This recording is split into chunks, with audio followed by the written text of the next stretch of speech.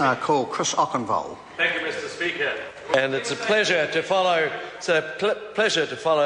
Chris Papoy. Except I felt it was an unfortunate start to his speech when I saw Mr. Mallard sitting forward in anticipation and expectation when Chris had said that he was going to congratulate a number of people, and he turned and said, "But not you, Trevor."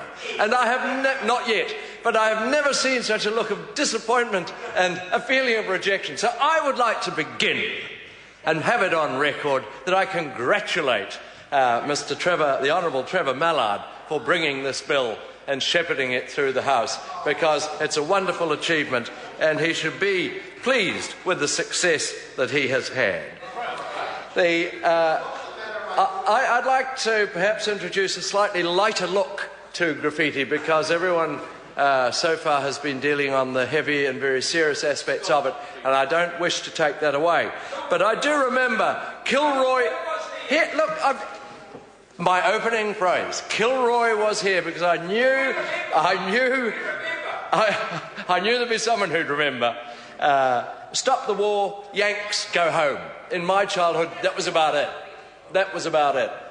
And although in the coast there are some old graffiti signs saying Cantabrians, don't get your white boat over here, that sort of thing. But for the most part, graffiti was always very occasional, wasn't a feature when I was being brought up.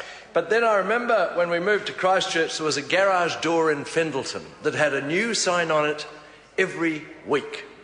Quite nicely painted, quite nicely done, but it was a pithy sort of statement, like, if the world isn't flat, why do we keep trying to blow it up? And it was quite the talk of the community. You wondered what the phrase was going to be the next week. And then there were a group of people in the flat who clearly had feminist views. And it was mostly anti-men, but again, it was amusing, it was witty.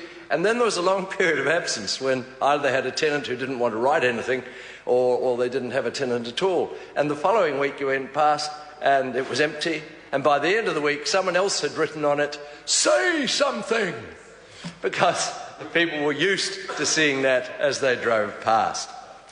But for the most part, tagging is a negative experience, and I've heard instances today of how communities have been really working hard, hit it hard as soon as it occurs, get rid of it as soon as it occurs, and those people too are to be congratulated. Mr. Speaker, I commend this bill to the House. I call Andrew Williams. Thank you.